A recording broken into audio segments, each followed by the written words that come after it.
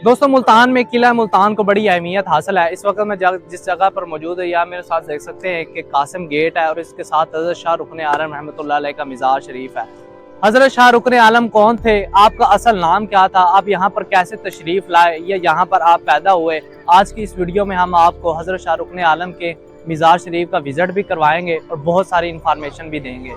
तो आइए चलते हैं मज़ार के अंदर की तरफ।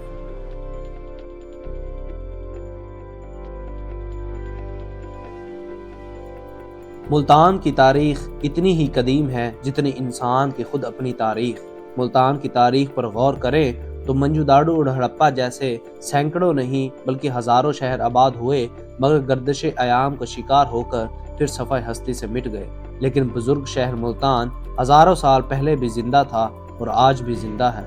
मुल्तान को सफ़ाई हस्ती से ख़त्म करने की कोशिश करने वाले हमरा आवर खुद निस्नो नाबूद हो गए और इनका आज तक कोई नाम लेवा नहीं, मगर मुल्तान आज भी अपने पूरे तकद्दुस के साथ जिंदा है और जिंदा रहेगा। मुल्तान पाकिस्तान के सूबा पंजाब का एक अहम शहर है। ये शहर जनूबी पंजाब में दरिया चनाब के किनारे आबाद है। आबादी के लिहाज से यह पाकिस्तान का 5वां बड़ा शहर है। एक कौम जिसका नाम माली था यहाँ आकर आबाद हुई और संस्कृत में आबाद होने को इस्ताहान कहते हैं, जो इसका नाम माली इस्ताहान पड़ गया, जो बाद में बदलकर मालीतान बन गया, फिर वक़्त के साथ साथ मालीतान, मुल्तान और अब मुल्तान बन गया है। मुल्तान की तारीख बहुत पुरानी है। मुल्तान को मरकजुल औलिया यानी औलिया कराम का शहर भी कहा जाता है। सिर्फ हिंदुस्तान ही नहीं बल्कि पूरी दुनिया में हज़रत बहाउद्दीन ज़करिया मुल्तानी रहमतुल्लाह अलैह का नाम और पैगाम पहुंचा। आपके पैगाम से लाखों इंसान जोक दर जोक इस्लाम में दाखिल हुए और आपने लोगों को दिलों में इस तरह घर बना लिया कि 8 सदियाँ गुजरने के बावजूद आज भी लाखों लोग आपके आस्थाने पर हाजिरी देते और अकीदत के फूल निछावर करते हैं। पाकिस्तान की सरज़मीन इस एतबार से बड़ी खूबसूरत है कि ये औलिया कराम की सरज़मीन है। अल्लाह ताला के दोस्तों में से बड़े बड़े औलिया कराम इस खित्ते में पैदा हुए या यहाँ तशरीफ़ लाए। पाकिस्तान में औलिया कराम जो मारूफ नाम है, इनमें एक बड़ा नाम और मारूफ नाम शेखुल इस्लाम हज़रत शाह रुकन आलम का है। हज़रत सैयदना बहाउद्दीन ज़करिया मुल्तानी रहमतुल्लाह अलैह के पोते थे और इनकी आगोश में तरबियत पाई। आपके वालिद का नाम पीर सदरुद्दीन आरिफ था। आपकी वालदा माजिदा का नाम बीबी रास्ती था। और इत्तफाक की बात यह भी है कि हज़रत सुल्तान बाहू रहमतुल्लाह अलैह की वालदा माजिदा का नाम भी बीबी रास्ती था। कुतुबों के कुतुब रुकनुद्दीन 9 रमज़ान 649 हिजरी बरोज़ जुमा पैदा हुए। ये अल्लाह के ऐसे वली थे कि मुल्तान और गिरदोनवा के इलाकों से आने वाली सालिहीन के दामन को मालो ज़र से भर दिया करते थे। आपका नाम आपके दादा बहाउद्दीन ज़करिया ने रुकनुद्दीन रखा। बाद अज़ां शाह रुकन आलम के नाम से मशहूर हुए। आपके बारे में लिखा गया है कि आपकी वालदा आपकी पैदाइश के अमल के दौरान रोज़ाना पूरा कुरान पाक तिलावत फरमाया करती थी, इसलिए आप पैदाइशी तौर पर 14 सिपारों के हाफिज थे। यही बात हज़रत सुल्तानुल आरिफीन सुल्तान बाहू के बारे में भी किताबों में लिखी गई है। एक फ़कीर का मिज़ार इतना बड़ा, कुशादा और शाहों जैसा क्यों है, आइए इस हकीकत के बारे में भी जानने की कोशिश करते हैं। ये मकबरा इस वक़्त के सुल्तान ग़ियासुद्दीन तुगलक ने अपने लिए बनवाया था ताकि वो यहाँ दफन हो सके, मगर वो दिल्ली में मर गया और इसको वहीं पर दफन किया गया। इसके बाद फ़िरोज़ शाह तुगलक ने ये जगह आपको दे दी ताकि आप अपने मामलात ज़िंदगी यहाँ पर गुजारें और आप अपनी हयात मुबारका में लोगों से यहाँ मिला करते थे, इबादत हुआ करती थी। मगर आपकी वफ़ात के बाद आपको हज़रत बहाउद्दीन ज़करिया के कदमों में दफना दिया गया। फिर एक बिशारत की सूरत में मोहम्मद शाह तुगलक ने आपको यहाँ सुपुर्द खाक किया और वक़्त के हकीकी सुल्तान को इंतकाल के बाद इनकी शायान शान जगह पर सुपुर्द खाक किया गया।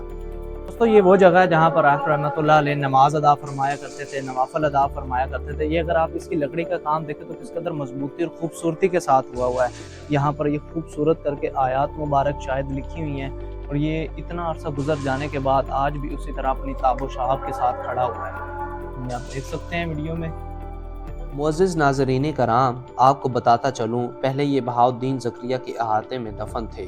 मोहम्मद बिन तुगलक जब मुल्तान का हुक्मरान था, बहाउद्दीन ज़करिया सरकार इनके ख्वाब में तशरीफ़ लाए और उन्होंने बताया कि शाह रुकन आलम का रुतबा बहुत बुलंद है और इनको मेरे कदमों से दूर दफनाया जाए।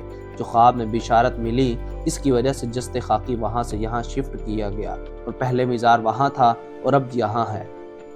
आप रहमतुल्लाह अलैह के मज़ार के अहाते में बाकी नज़र आने वाली कब्रें کہا جاتا ہے کہ ان کے رفقا اور رشتہ داروں کی ہیں۔ آپ کی ولایت کے حوالے سے یہ واقعہ بے تحاشا کتابوں میں درج ہے۔ واقعہ کچھ یوں ہے کہ جب حضرت کی عمر 6 سال تھی تو آپ ایک روز کھیل میں مشغول تھے۔ حضرت بہاؤالدین زکریہ تشریف لائے اور اپنی پگڑی اتار کر ایک طرف رکھ دی۔ شاہ رکن عالم کھیل میں مشغول تھے، کھیل چھوڑ کر آئے اور پگڑی اٹھا کر سر پر رکھی۔ آپ کے والد محترم شیخ صدر الدین یہ ماجرا دیکھ رہے تھے۔ آپ کے والد نے آپ کو ڈانٹا اور فرمایا کہ یہ بے ادبی ہے، جس پر حضرت بہاؤالدین زکریہ رحمۃ اللہ علیہ نے فرمایا اسے مت ڈانٹو، یہ دستار اسی کے لیے ہے اور میں رکن الدین کو یہ پگڑی عطا کرتا ہوں۔ یوں دادا نے باطنی علوم سے آراستہ فرما دیا اور دادا کا علم پوتے کو عطا ہو گیا۔ کہا یہ جاتا ہے کہ جب شاہ رکن عالم مسند خلافت پر بیٹھے تو وہی پگڑی آپ کو پہنائی گئی۔ دوستو یہ وہ پرانا راستہ ہے جہاں پہ پرانا گیٹ ہے جو ہم نے آپ کو باہر سے دکھایا تھا۔ آئیے آپ کو دکھاتے ہیں۔ یہ راستہ اس طرف آتا تھا اور یہ مسجد بنی ہوئی تھی جہاں پر پہلے عبادت ہوتی تھی، جہاں پہ نمازیں وغیرہ ادا کی جاتی تھی۔ لیکن اب یہ کیونکہ مسجد میں نماز نہیں ہوتی، اب یہاں پر ایک ساتھ ہی آپ کو نئی مسجد دیکھنے کو ملے گی۔ آئیے وہ بھی آپ کو دکھاتے ہیں۔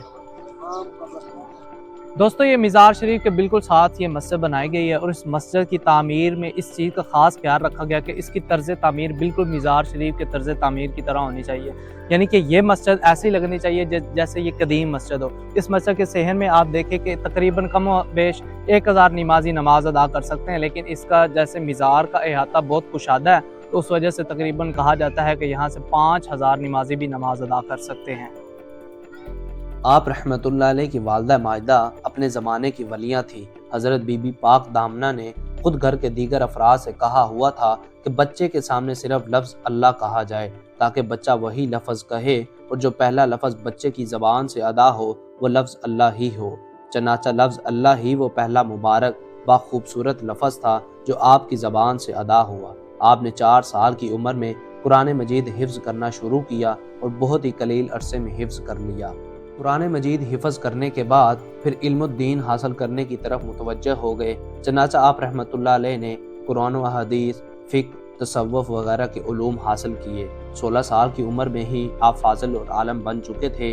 علم حاصل کرنا ہر ولی کی زندگی میں نظر آتا ہے، مگر جو عملی زندگی ہے اس کا اندازہ اس بات سے لگائیں کہ جب آپ 7 سال کے تھے آپ نے نماز باجماعت کی پابندی شروع کر دی تھی اور آپ کے دادا حضرت بہاؤالدین زکریہ رحمت اللہ علیہ آپ کو ساتھ رکھتے تھے، جماعت میں نماز میں آپ کو شریک کرتے تھے۔ شیخ رکن الدین کی وفات تقریباً 1334 میں ہوئی۔ سیر العارفین میں لکھا ہے کہ وفات سے 3 ماہ پہلے ہی آپ نے گوشہ نشینی اختیار کر لی تھی، فقط نماز کے لیے حجرہ سے باہر آتے۔ بالآخر 16 رجب کو نماز عصر کے بعد آپ نے اپنے خادم خاص کو حجرہ میں بلا کر کہا کہ ہماری تجہیز و تکفین کا انتظام کر لو۔ اس روز نماز مغرب کے لیے آپ حجرہ سے باہر نہیں آئے بلکہ امام کو بلا کر حجرہ کے اندر ہی نماز ادا فرمائی۔ نماز کے بعد آپ نے نوافل کے لیے سر سجدے میں رکھا اور اسی حالت میں خالق حقیقی سے جا ملے۔ ملتان کو اصل شہرت اسلامی عہد حکومت میں حاصل ہوئی جب نوجوان سپہ سالار محمد بن قاسم نے 712 عیسوی میں لشکر کشی کی اور یہاں تقریباً 10,000 عرب آباد کیے۔ ایک جامع مسجد تعمیر کروائی۔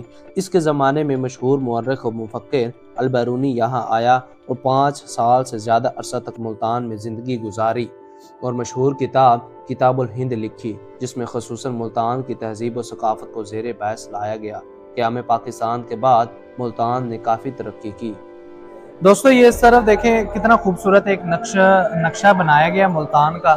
یہ آپ سب سے پہلے یہ والی بلڈنگ دیکھیں، یہ دمدمہ ہے جس میں ہم اس وقت موجود ہیں اور یہ ہم کھڑے ہیں۔ اس کے ٹاپ پہ کھڑے ہو کر آپ جو ہے وہ تقریباً ملتان کے چاروں طرف ہر ڈائریکشن میں دیکھ سکتے ہیں۔ اس کے ساتھ یہ کاظم گیٹ ہے۔